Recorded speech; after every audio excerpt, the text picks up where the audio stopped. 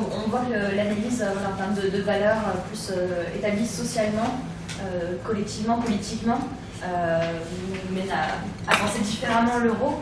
Pour faire un petit saut, ça nous mène peut-être à penser différemment également la façon dont on devrait faire de l'économie. Votre analyse de la valeur tranche avec celle de l'analyse néoclassique. Et donc, une question simple, à nouvelle conception de la valeur, nouvelle théorie économique, est-ce que selon vous, il faut repartir entièrement de zéro en économie? Alors, oui, ce qui est sûr, non, c'est une question évidemment tout à fait délicate.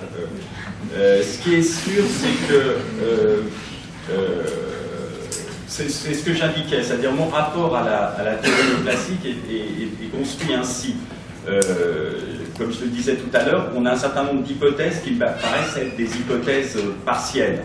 Donc moi j'apprécie beaucoup des constructions, y compris des constructions conceptuelles de la théorie néoclassique. Par exemple, si vous prenez l'équilibre général valrassien, il paraît que c'est une construction extrêmement intéressante et que si elle n'existait pas, il faudrait effectivement la penser parce qu'elle pense à un problème, elle pense à un véritable problème qui est celui de l'interdépendance des marchés.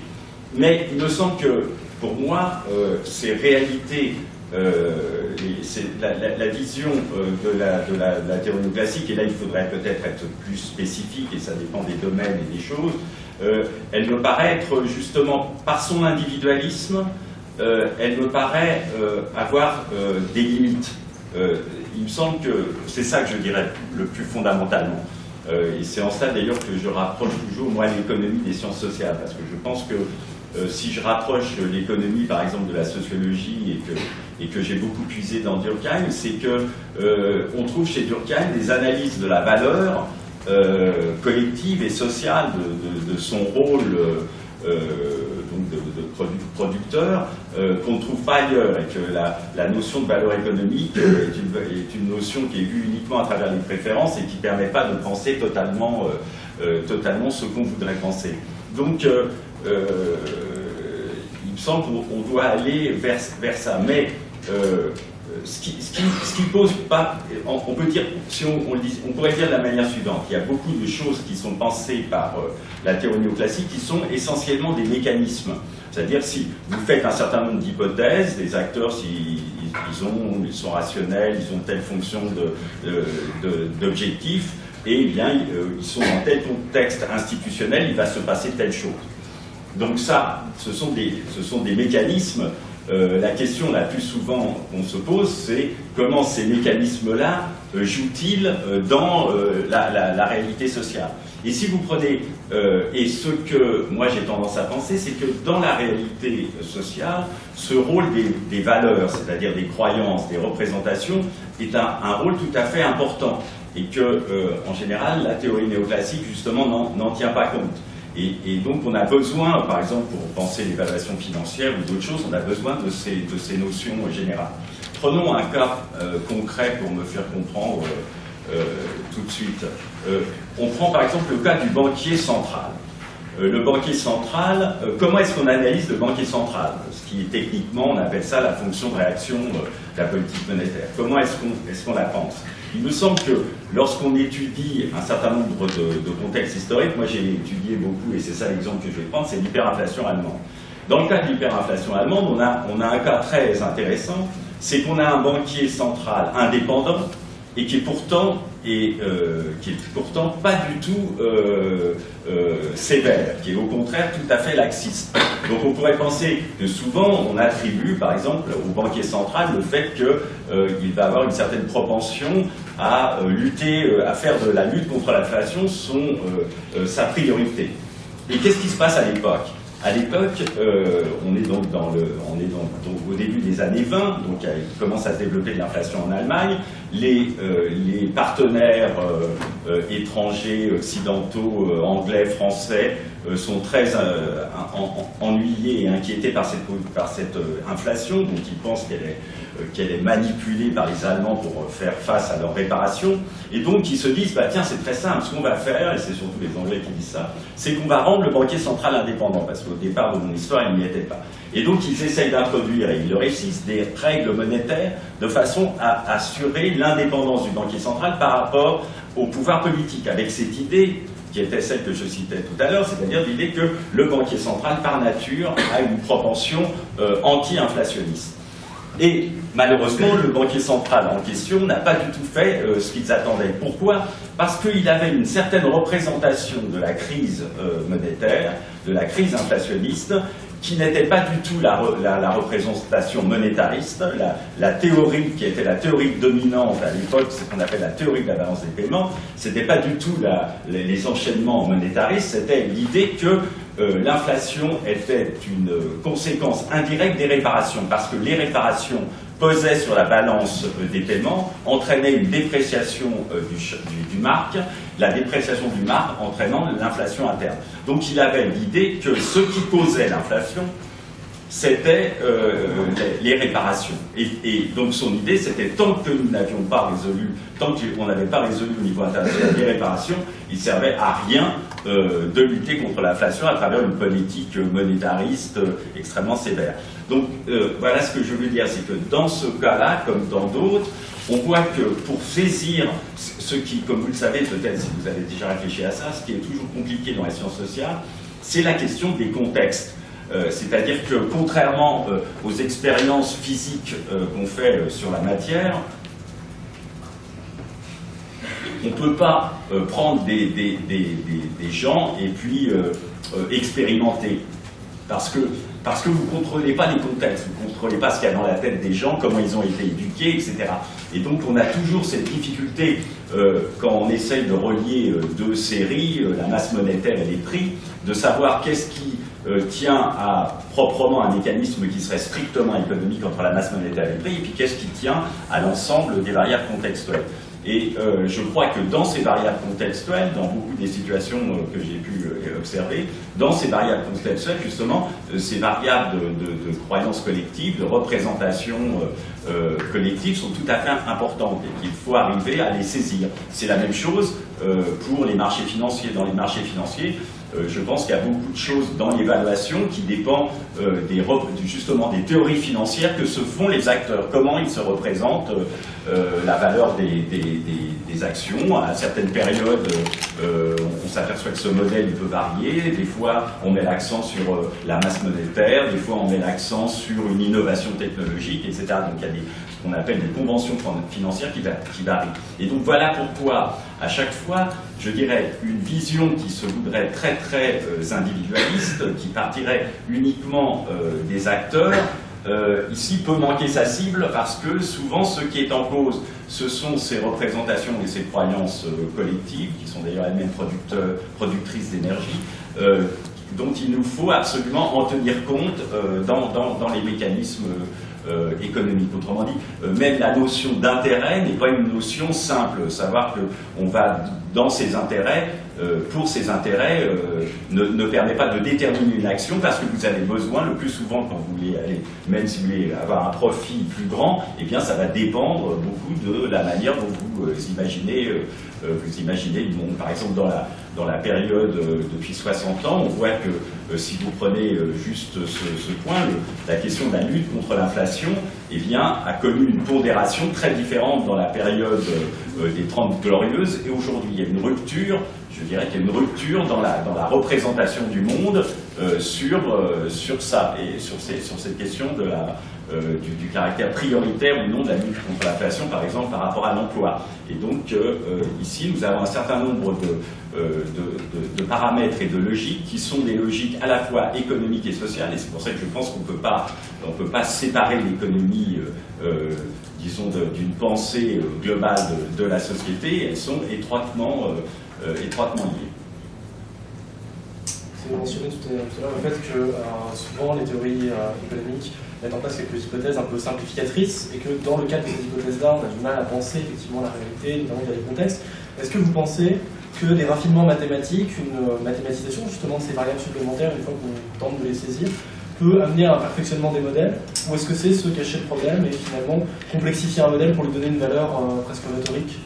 Alors je crois que les modèles mathématiques sont extrêmement utiles pour les raisons banales que nous connaissons tous. C'est que quand vous avez des systèmes d'interaction complexes, il n'y a pas d'autre moyen, par exemple ce que je racontais tout à l'heure sur les modèles autoréférentiels ou sur les modèles de contagion avec voisins, etc., vous ne pouvez absolument pas le penser autrement qu'avec des mathématiques qui sont l'outil vraiment adéquat pour penser. Donc moi je suis tout à fait favorable à l'utilisation des mathématiques, elles sont tout à fait indispensables. Simplement je note qu'il y a toute une série, que ça ne suffit pas en quelque sorte, c'est-à-dire que il y a, par exemple, je prenais cet exemple des marchés financiers. Sur les marchés financiers, on a tout ce qu'on veut, ou presque, en tant que série de prix. Vous avez des séries de prix, même maintenant, avec le trading haute fréquence, avec des fréquences très courtes. Mais vous n'avez rien en termes de ce que moi j'appelle les conventions financières, si jamais mon hypothèse était exacte. C'est-à-dire en termes de quels sont les modèles que les acteurs utilisent, comment est-ce qu'ils pondèrent les différents éléments du contexte, etc. Donc vous avez, je dirais donc que c'est absolument indispensable les mathématiques, mais elles ont une limite dans la mesure où au fond elles traitent des choses très simples, même si elles peuvent être très compliquées les mathématiques, c'est-à-dire des choses où déjà les relations quantitatives, il y a du quantitatif, tout ça est un peu fixé. Mais il ne faudrait pas oublier, pour la beauté des mathématiques, ce qui peut arriver quelquefois à quelques collègues, qu'il y a des parties de la réalité qu'on connaît beaucoup moins bien et qui sont très importantes et qui, évidemment, malheureusement, on essaye de faire de l'analyse lexicographique, etc., mais c'est quand même très compliqué, mais il faudrait le faire si on y arrive, hein, je ne suis pas complet.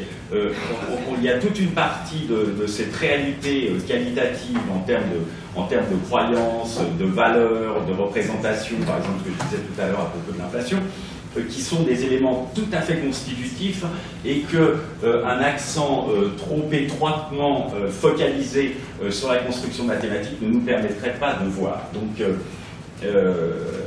voilà. Donc oui, personne, je crois, ne nie l'importance des mathématiques et leur productivité, mais il ne faut pas oublier qu'il y a d'autres choses qui se modélisent beaucoup moins, qui sont plus du ordre des qualitatifs, et sur lesquelles on manque d'instruments, et on manque de recul, et on manque même je dirais, de données. Voilà.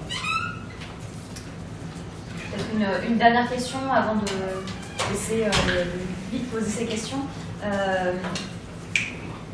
Comment est-ce que selon vous l'enseignement de l'économie, est-ce que il y a des choses à changer? Est-ce qu'il convient parfaitement?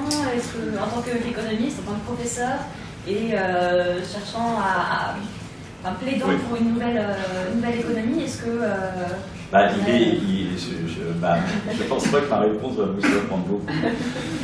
Oui, étant donné que, mais évidemment c'est tout à fait personnel et comment dire.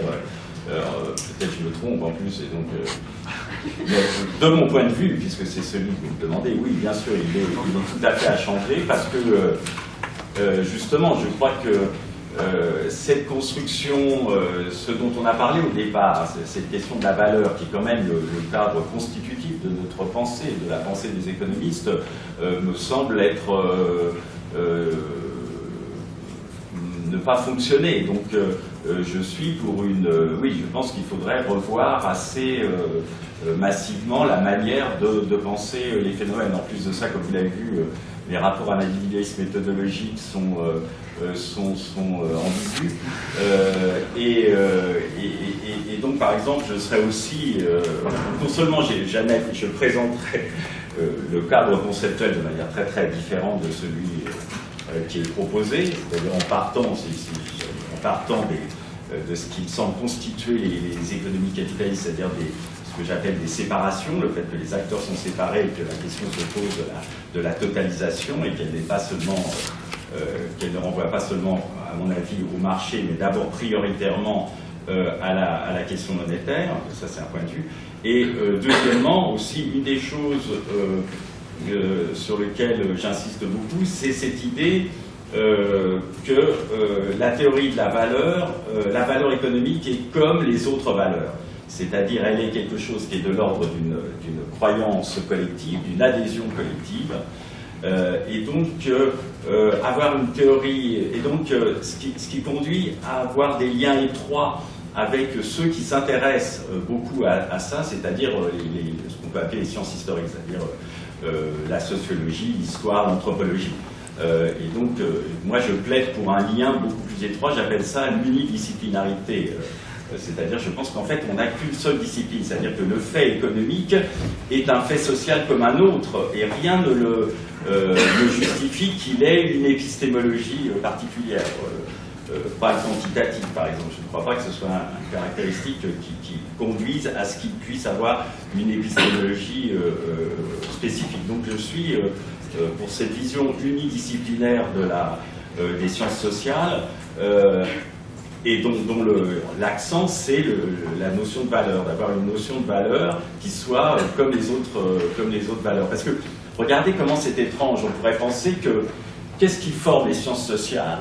Qu'est-ce qui les unifie? C'est la question des valeurs, puisque les sciences sociales, on pourrait dire la chose suivante, il n'existe de communauté humaine qu'au travers de valeurs partagées, pour aller un peu vite et de manière très schématique. Donc on aura ici, avec la notion de valeur, quelque chose qui unifie l'ensemble des sciences sociales, et toutes les sciences s'intéressent aux valeurs, la valeur économique, valeur esthétique, morale, religieuse.